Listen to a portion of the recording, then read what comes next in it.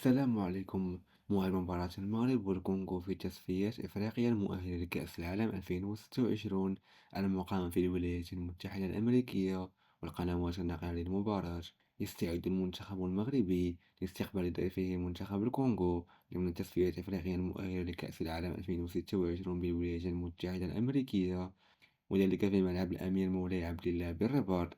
ويحتل المنتخب المغربي المركز الأول في التصفيات ب21 نقطة، بينما يحتل منتخب الكونغو المرتبة الأخيرة بنقطة واحدة. وتنطلق المقابلة التي ستجمع بين المنتخب المغربي ومنتخب الكونغو اليوم الثلاثاء 14 أكتوبر 2025 على الساعة 8 بتوقيت المغرب تونس والجزائر، والساعة 10 مساء بتوقيت مصر والسعودية.